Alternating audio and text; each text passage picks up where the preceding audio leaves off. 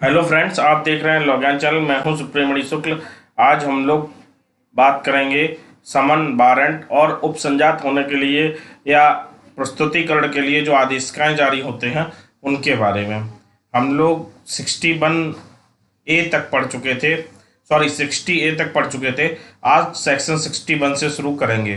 तो जो आदेशिकाएं जारी की जाती हैं कोर्ट के द्वारा, समन, वारंट, ये सब आदेशिकाओं के अंतर्गत आता है। तो वो आदेशिकाएं दो तरीके की होती हैं। एक उपसंजात मतलब उपस्थित होने, हाजिर होने के लिए आदेशिका जारी की जाती है, और दूसरी डॉक्यूमेंट पेश करने के लिए एक आदेशिका जारी की जाती है। तो एक पर्सन के लिए होती है और दूसरी किसके लिए होती है? डॉक्यूमेंट के लिए होती है। ठीक है, दोनों का अलग अलग चैप्टर है। तो अलग अलग चैप्टर के नाम भी आपको याद रखने। ये चैप्टर 6 है और ये चैप्टर 7 है। ये सेक्शन 61 to 90 है और ये सेक्शन 91 to 105 है। ठीक है, तो ये एक इंट्रोडक्शन है समन के बारे में, आदेशिकाओं के बारे में।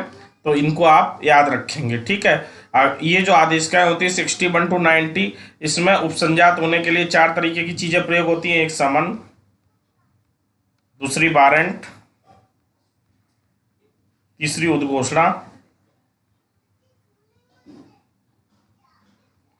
और चौथी कुर्की।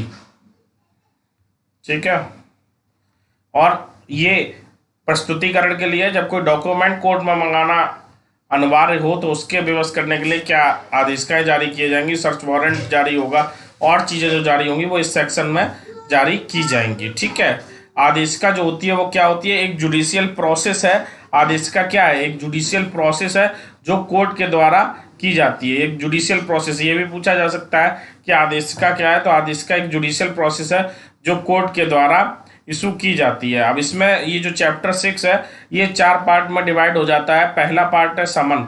समन में समन से संबंधित प्रावधान जो है वो धारा 61 से 69 तक, सेक्शन 61 to 69 दिए गए हैं।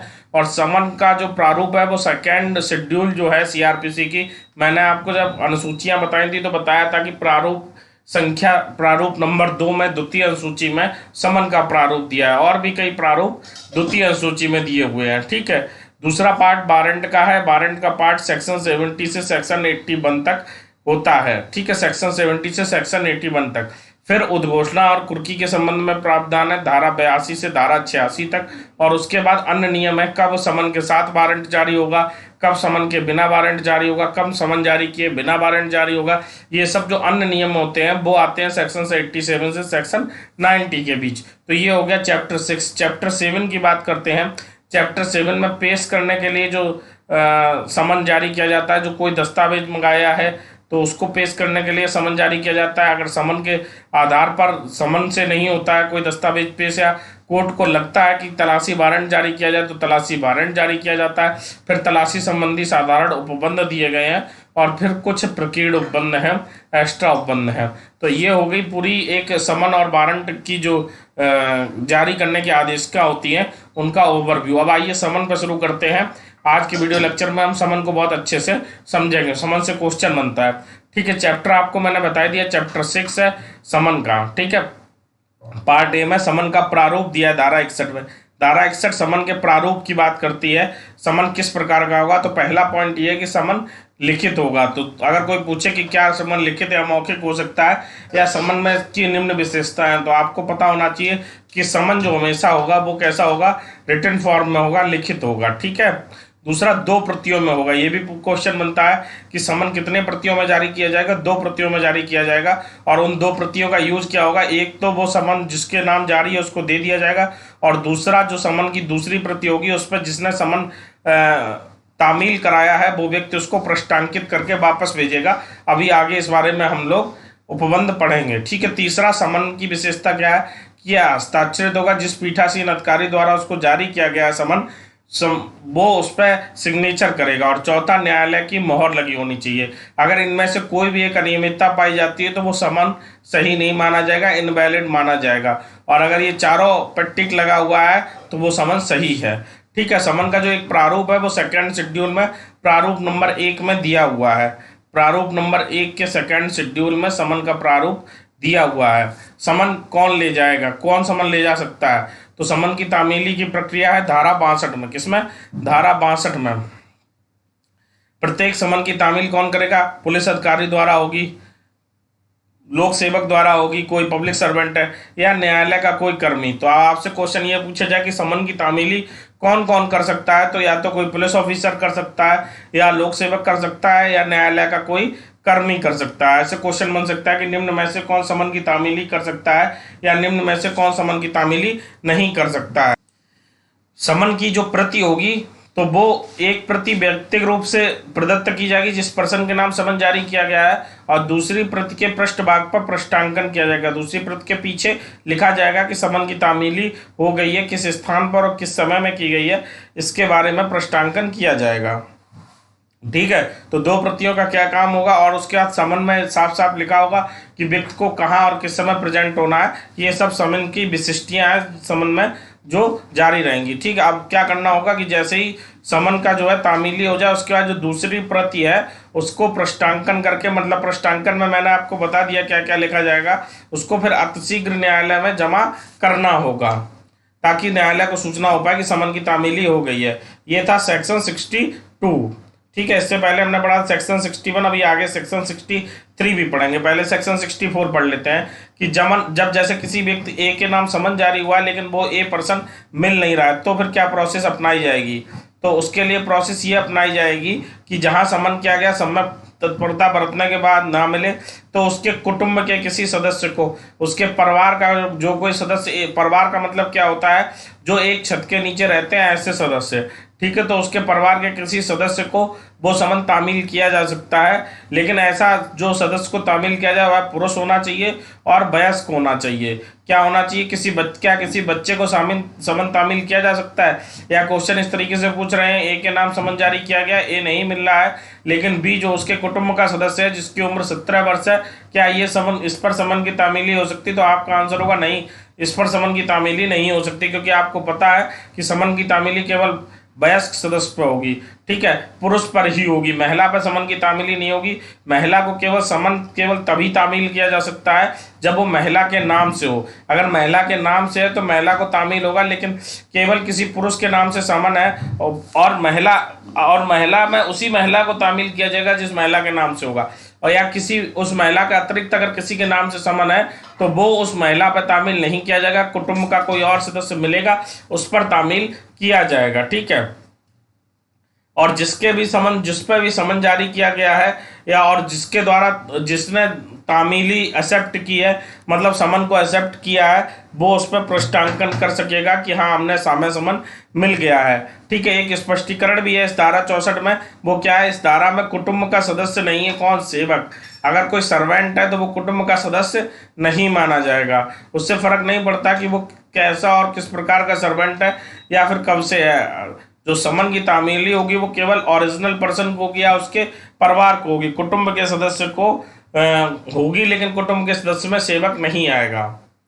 धारा 65 क्या बात करती है कि धारा 62, 63, 64 में जब समन तामील ना हुआ हो तो क्या करेंगे? अगर तब भी समन तामील ना हो तो दो में से एक प्रति उसके गृह या वास स्थान पर जहां वह निवास करता है, मान लीजिए आप समन तामीली करने जा रहे हैं लेकिन वहां तो ताला ही लगा मिल रहा है, आप पूरी कोशिश कर चुके अपनी तरफ से, थक गए कि ऐसा व्यक्ति अब मिलेगा नहीं, और उसका अगर प्लेस मिल जाए रेजिडेंस का जहाँ ताला लगा हुआ है, तो आप वहां पर गृह या वास स्थान पर सहज दृश्य स्थान पर समन लगा के भी तामील होगी। सहज दृश्य स्थान मतलब जहाँ पे सहजता से दिखता रहे कि यहाँ पर समन लगा हुआ है और लोग उसको पढ़ सके। हालांकि सहज दृश्य स्थान लगाने की जरूरत नहीं, क्योंकि आजकल लोगों को दूसरे की ताका झांकी में इतना मजा आने लगा है कि आदमी ऐसे ही देख लेता है, लेकिन हमें कानून की भाषा देखनी है कि सहज दृश्य स्थान पर समन लगाया जाए, गृह या वास स्थान पर। ठीक है, और उसके बाद अगर न्यायालय जांच करेगा कि क्या ये जो परिस्थितियां बताई जा रही हैं, जिन स्थितियों में वास स्थान पर समन लगाया गया है, अगर वह सही है ना, तो फिर समन की तामीली मान ली जाएगी, और अगर सही नहीं है तो आगे की कार्रवाई उसी के अकॉर्डिंग होगी, समन की तामीली नहीं मानी जाएगी।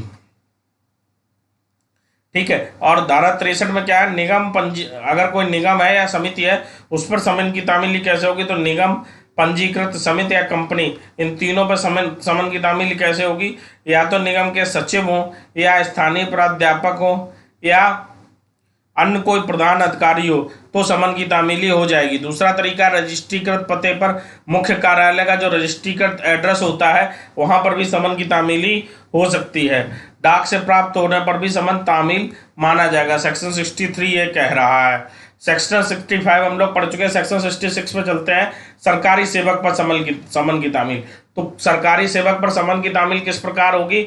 जो उस जहां पे वह काम कर रहा है उस कार्यालय का जो प्रधान है, जो मोस्ट सीनियर पर्सन या मोस्ट हायर पोस्ट पर बैठा हुआ व्यक्ति है, वो अगर जिससे वह व्यक्ति सेवक है, जिस व्यक्ति के नाम समन जारी हुआ है, वो उससे लोअर पोस्ट का है, तो ऐसी स्थिति में समन जो है वो तामील कर लिया जाएगा। अपेक्षित प्रष्टांकन सहित या उस पते पर हस्ताक्षर करके उसे न्यायालय को लौटा देगा। ऐसा हस्ताक्षर सम्यक तामीली का साक्ष्य माना जाएगा। स्थानीय सीमाओं के बाहर समन की तामीली, अगर मान लीजिए ये एक प्लेस है, ठीक है, ये एक डिस्ट्रिक्ट है ए, और एक ये सी डिस्ट्रिक्ट है और एक ये बी डिस्ट्रिक्ट है, ठीक है। अगर मान लीजिए इस मजिस्ट्रेट को लगता है कि जो अभियुक्त है उसकी प्रॉपर्टी यहाँ पर है और वो यहाँ पर रह रहा है, तो वो समन की तामीली करने के लिए इस मजिस्ट्रेट को भेजेगा सी को, फिर वो अपनी स्थानीय अधिकारिता या जगह में समन की तामीली करा देंगे, ठीक है। इसी तरीके से अगर बी वाले चाहता है कि समन की तामीली हो तो बी वाला समन की तामीली के लिए समन ए को भेजेगा, फिर ए अपने इस प्लेस पर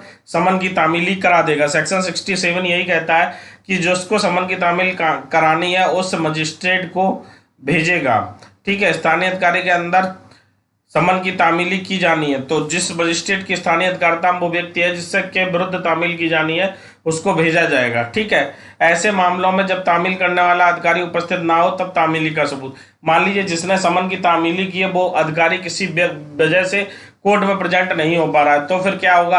तो सेक्शन 68 इसका सॉल्यूशन बताता है कि मान लीजिए कोई पर्सन प्रेजेंट नहीं हो पा रहा है तो वो शपथ पत्र पर समन की तामीली हो गई है ये लिखकर या इसकी परिस्थितियां बताकर भेज सकता है, ठीक है।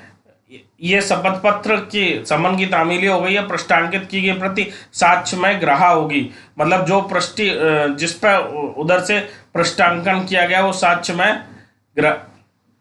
में ग्राह्य होगी और तत्काल प्रतिकूल साबित ना हो जाए उसके लिए कथन इन्हीं माने जाएंगे, कथन सही माने जाएंगे, ठीक है। इस धारा में बड़े शपथ पत्र पर समन की दूसरी प्रति से संलग्न किया जाएगा और उस न्यायालय को भेजा जाएगा। मान लीजिए इन पर्सन अगर प्रेजेंट नहीं हो पा रहा तो एफिडेविट लगा के प्रेजेंट हो सकता है, एफिडेविट लगा के अपनी बात रख सकता है, ये चीज है इसमें, ठीक है। अगला है साक्षी पर डाक द्वारा समन की तामीली, धारा 63। अगर साक्षी के लिए समन जारी करने वाला न्यायालय उस सामान की प्रति की तामील अभी के उस स्थान पते पर जहां वह मामूली तौर पर निवास करता है, कारोबार करता है या अभिलवार स्वयं कार्य करता है, रजिस्ट्री कर डाक द्वारा भेजी जाएगी। मतलब अगर साक्षी को बुलाना है, साक्षी के समन तामील कर दिया है, फिर भी साक्षी नहीं आता तो क्या किया जाएगा कि जहां वह निवास करता है, मतलब उसका निवास स्थान, जहां वह कारोबार करता है उसका कारोबार का स्थान, जहां वह अभिलाप के लिए कोई अन्य काम करता है वहां उसका स्थान है ना, वो जो ये जो स्थान है इन पे समन की तामीली रजिस्टर्ड डाक द्वारा कर दी जाएगी। जब साक्ष्य में समन लेने से इनकार कर दिया तो न्यायालय घोषित कर सकता है समन की तामीली असम्यक रूप से कर दी गई है। तो गिरफ्तारी के संबंध में जो समन के संबंध में प्रोविजन थे वो हमने सभी आज देख लिए। मुझे उम्मीद है कि आपको अच्छा लगा होगा ये वीडियो लेक्चर। अगले लेक्चर में हम लोग वारंट के संबंध में बात करेंगे। सीआरपीसी आपकी बहुत तेज में नहीं पढ़ा रहा हूँ लेकिन बहुत धीमे भी नहीं पढ़ा रहा हूँ, हम लोग एवरेज स्पीड से चल रहे हैं, लेकिन ये वादा रहा कि कहीं भी किसी भी एग्जाम में सीआरपीसी के इन टॉपिक से बाहर क्वेश्चन नहीं जाएगा। और कोई आपको सुझाव पता हो तो आप कमेंट बॉक्स में बताइए। वीडियो को लाइक कीजिए, चैनल को सब्सक्राइब कीजिए और वीडियो को ज़्यादा से ज़्यादा शेयर कीजिए ताकि इसी तरीके से हम आपके लिए अच्छे अच्छे वीडियो लाते रहें। कमेंट बॉक्स में मिशन एपीओ लिखना ना भूलिएगा। धन्यवाद।